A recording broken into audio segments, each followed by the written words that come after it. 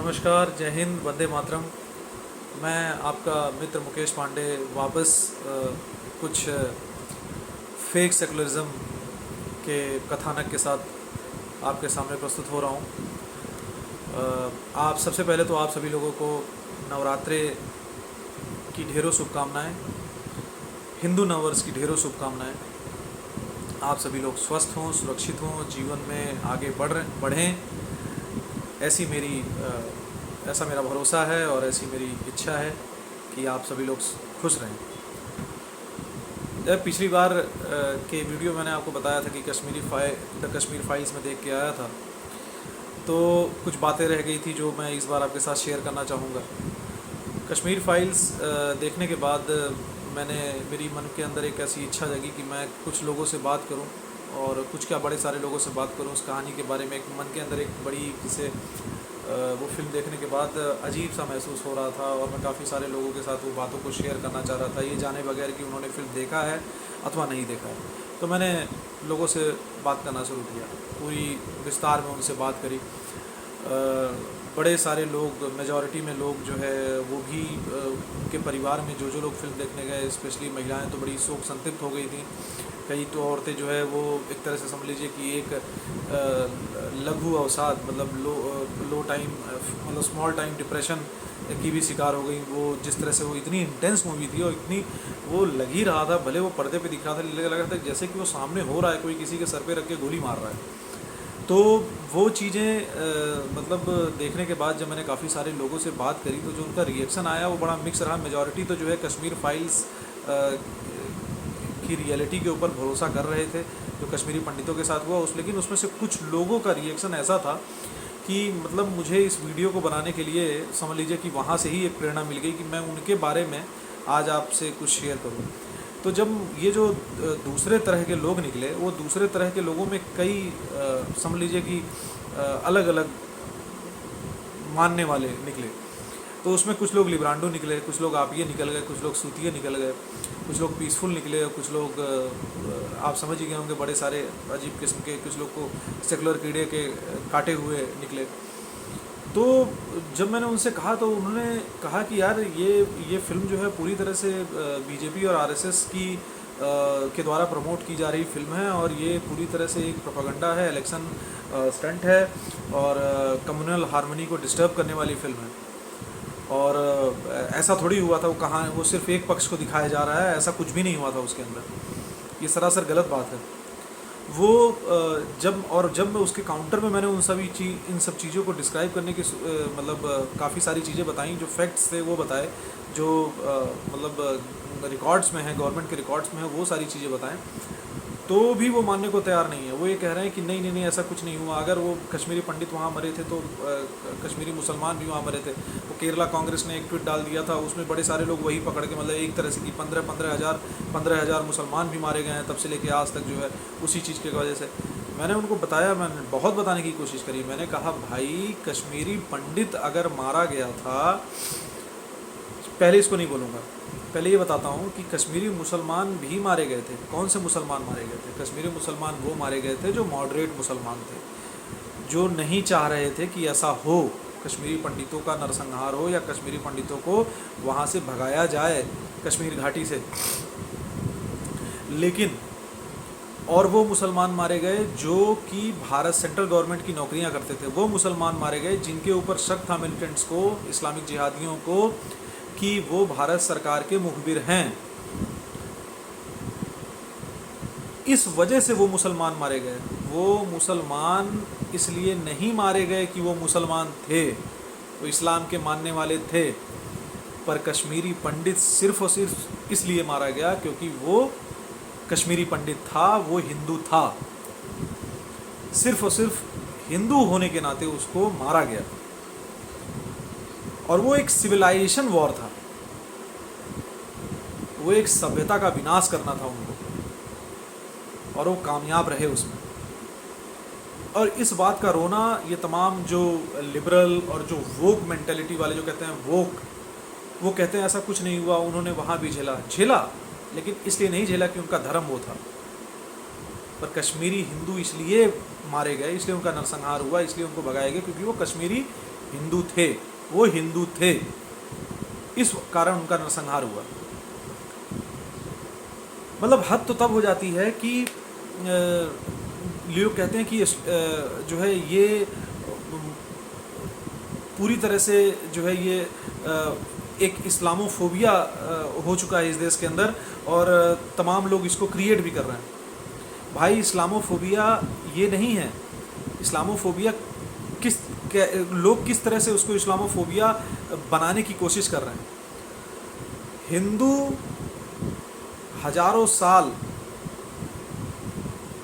अपने मंदिरों के तोड़े जाने, अपने ऊपर बर्बर अत्याचार किए जाने, अपने घर की स्त्रियों को बेचे जाने, बलात्कार किए जाने, हत्या किए जाने, जबरन उठा लिए जाने, उनका नरसंहार किए जाने, उनके और उनके अधिकारों को मारे जाने के बाद भी आज तक संघर्ष कर रहा है, हंस रहा है, फल फूल रहा है, बचा रह गया। और अब जो सिर्फ एक पक्ष के सेकुलरिज्म को ठेंगा दिखा रहा है, ये इस्लामोफोबिया माना जा रहा है। उन तथाकथित पीसफुल्स, इंटेलेक्चुअल्स, शांति प्रिय और वोक मेंटेलिटी वालों के लिए, उनकी नज़र में जब कभी बात करो, भाई कश्मीरी फाइल्स क्यों गलत है? कश्मीर फाइल्स कैसे गलत हो सकती है? क्या वो तथ्य गलत हो सकते हैं? इनसे जब भी कभी बात करो तो कहेंगे कि 2002 के जो गुजरात दंगे थे वो सही थे, कश्मीर फाइल्स गलत है। इनसे जब बात करो तो ये कहेंगे, उसका काउंटर करेंगे, कपिल मिश्रा की वजह से दिल्ली दंगा हुआ, वो सही है पर द कश्मीर फाइल्स गलत है। इनसे जब कभी भी बात करो तो ये कहेंगे कि औरंगजेब ने काशी विश्वनाथ मंदिर को जो 17वीं शताब्दी में तोड़वाया था, वो इसलिए तोड़वाया था कि वहाँ पे जो पुजारी थे वो स्त्रियों पे गलत नज़र रखते थे, उनके साथ गलत व्यवहार करते थे, उनके साथ दुराचार करते थे, इसलिए मंदिर को तोड़वा दिया, पर कश्मीर फाइल्स गलत है। इनसे जब कभी बात करो तो ये कहेंगे कि जो गुजरात में जो गोधरा में जो ट्रेन का हादसा हुआ था, वो उसी बोगी के अंदर आरएसएस और बीजेपी के वर्कर्स थे जिन्होंने पहले मिट्टी का तेल छिड़क दिया या कोई केमिकल छिड़क दिया और उन्हीं के बीच में फिर आग लगा दी, ये भी कहते हैं। और दूसरी कहानी ये कहते हैं कि उसके अंदर कुछ लोग थे जिन्होंने मुसलमान औरतों को छेड़ा था, उसके रिटेलिएशन में ऐसा हो गया। वो सही था पर द कश्मीर फाइल्स गलत है। इससे भी 2 कदम आगे बढ़ के चले जाते हैं तो कुछ शांतिप्रिय और कुछ जो पीसफुल्स और इंटेलेक्चुअल्स हैं, जो यूट्यूबर्स हैं, जो फेसबुक पे अच्छी पोस्ट डालते हैं, वो दूर दराज साउथ कश्मीर के किसी एरिया में चले गए, वहाँ पे कोई कश्मीरी पंडित के एक आध जो 2 घर हैं किन्हीं गाँव में, उनके पास जाके यूट्यूब वीडियो बना रहे हैं और कह रहे हैं देखिए कैसे जो है यहाँ पे हिंदू मुसलमान बड़ी एकता के साथ, बड़ा अमन चैन के साथ रह रहे हैं। अरे भाई, जहाँ पहले 1.5 से 2 लाख परिवार कश्मीरी हिंदू परिवार थे, अब जब 800 परिवार बचे हैं या 80 परिवार बचे हैं, 800 ज़्यादा बोल गया, 100 परिवार के आसपास बचे हुए हैं, तो यार मतलब वो क्या रह गया? 1000 लोगों के बीच में 999 कश्मीरी मुसलमान हैं, एक घर जो है कश्मीरी पंडित है। इस तरह का रेशियो मान लो। अब तो वहाँ पे दारुल अमन हो गया है। पहले दारुल को क्या कहते हैं उसे, वो दारुल हर्ब था ना पहले, वो जब 19 जनवरी 1990 में ये सब पलायन हुआ, उनका नरसंहार हुआ कश्मीरी पंडितों का। अब तो अमन चैन हो ही गया है अब तो, लेकिन अभी भी खोज के आइडेंटिटी कार्ड देख के गोली मार दी जाती है। मुझे समझ में नहीं आता कि मतलब किस तरह का प्रूफ इनको दिया जाए, कैसे प्रूफ दिया जाए और क्या माने। वो मानने को तैयार भी नहीं होते, किसी कीमत पे मानने को तैयार नहीं होते। मतलब मैंने एक आध चीज़ मैंने देखी उसमें एक मैं आपको बताना चाहूँगा कि कर्नल विनायक भट्ट जो हैं उस दौरान वो उनकी पोस्टिंग कश्मीर में ही थी, तो उनका मैंने उनका एक ट्विटर पोस्ट देखा, ट्विटर पर उन्होंने एक पोस्ट की हुई थी, तो उसमें उन्होंने लिखा हुआ था कि किस तरह से उन्होंने व्यक्तिगत रूप से कश्मीरी पंडितों को, मतलब चिनार के पेड़ों पे नंगी लाशें उनकी टंगी थी कश्मीरी पंडितों की, और खाल निकाल ली गई थी। खालों को निकाल लिया गया था, और खालों को निकालने के बाद उनके प्राइवेट पार्ट्स को काट कर, मैं बोलना नहीं चाह रहा हूँ इन सब चीज़ों को, लेकिन उनके प्राइवेट पार्ट्स को काट कर उन कश्मीरी पंडितों जो मरी हुई है बॉडी, उसके मुंह के अंदर ठूस दिया गया था। उनके कान के अंदर लोहे की रॉड डाल दी गई थी, उनकी आंखें फोड़ दी गई थी, कीलें ठोकी गई थी।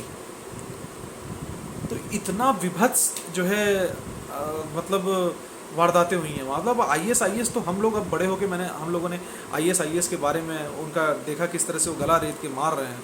और बिल्कुल समझ लीजिए जिस तरह से जबा किया जाता है बकरियों को, या मतलब जिस तरह से क्या कहते हैं उसे, कुर्बानी दी जाती है, उस तरह से उनका गला रेता गया था।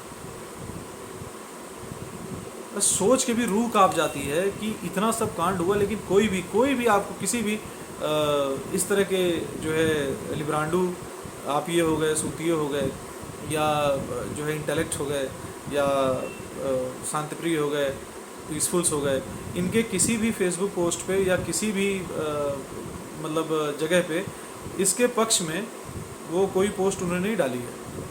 और वो कहते हैं कि ये मतलब पूरी तरह से प्रोपेगेंडा है। वो जीवन में नहीं मान सकते, वो मानेंगे भी नहीं, किसी भी तरह से नहीं मान सकते। मैं बस इतना कहना चाह रहा हूँ कि जैसा कि मैं अपने हर वीडियो में बोलता हूँ कि फेक सेकुलरिज्म से हमेशा सावधान होकर रहना चाहिए। जहाँ पे पीसफुल्स ज़्यादा हैं वहाँ पे आप एक यात्रा नहीं निकाल सकते। अगर आपके घर के आगे उनका एरिया है और आप चाहें कि कोई नववर्ष, कोई हिंदू नववर्ष की यात्रा निकालना हो, सरस्वती जी की यात्रा निकालनी हो, लक्ष्मी पूजन के लिए कोई यात्रा निकालना हो, नवरात्रे में कोई यात्रा निकालना हो, तो उनके एरिया से नवरात्रे में वो कोई भी वो करके आप निकाल नहीं सकते हो। निकालेंगे तो दंगे फसाद हो जाते हैं। जैसा कि अभी करौली ज़िले में घटित हुआ है कि नववर्ष की हिंदू यात्रा निकाली जा रही थी और वो एक रास्ता था, उसी रास्ते से ही जाना था, लेकिन हालत ये हुआ कि ऊपर से पथराव हो गया, और जबकि वहाँ पे कोई दंगा फसाद नहीं होने वाला था। वहाँ पे नॉर्मल एक बात चल रही थी, लोग अपना वो उस यात्रा को निकाल रहे थे, लेकिन 2-2 फ्लोर 3-3 फ्लोर के ऊपर से ऐसा वीडियो में दिख रहा है, जो रियल वीडियो, फेक वीडियो नहीं है, कि ऊपर से बड़े बड़े पत्थरों के जो सिल्लियाँ हैं वो उठा के 3 फ्लोर के ऊपर से फेंका गया है। कितने सारे लोगों के ऊपर, बड़े सारे लोग, छोटी लोग हैं। 40 लोग तो रेफ़र कर दिए गए हैं, जयपुर चले गए हैं, और वो जीवन और मौत की लड़ाई लड़ रहे हैं। तो मेरा बस ये कहना है कि एक चीज़ हमेशा याद रखिएगा, जैसा कि द कश्मीर फाइल्स में दिखाया गया है, उन कश्मीरी पंडितों को मारने के लिए कोई अफ़गानिस्तान से, कोई पाकिस्तान से, कोई ताजिकिस्तान से या दुनिया के किसी भी और देश से नहीं आया था। उनको मारने वाले उनके बगल के पड़ोसी थे। वो कश्मीरी मुसलमान थे जो साथ में खेल खेल के बड़े हुए, जो साथ में जिनके घरों में आना जाना था, खाना पीना था, जिनके बच्चों को कश्मीरी पंडितों ने पढ़ाया था। उन्होंने अपने अध्यापकों तक को नहीं बख्शा, उनकी जान ले ली।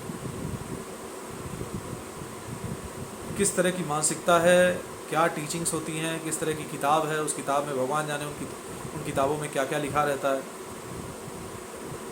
कि सिवाय अपने धर्म के वो किसी और धर्म को मानते ही नहीं हैं। उनका धर्म ही सबसे सही धर्म है, बाकी सब लोग गलत हैं। भगवान जाने क्या लिखा है उस किताब में, मैंने तो कभी पढ़ा नहीं। लेकिन सावधान रहिए ऐसे लोगों से, ऐसे फेक सेकुलरिज्म से तो ज़रूर सावधान रहिए। बड़े सारे लोग, जब मैंने उनको ये कहानियाँ बताई, तो जो तमाम लिबरल लोग हैं, या लिबरल के बाद जो शांतिप्रिय लोग हैं, कहते हैं यार मतलब 30 साल 35 साल पुरानी बात हो गई यार, अब उसको याद करके क्या होगा यार, उसको भूल जाना चाहिए।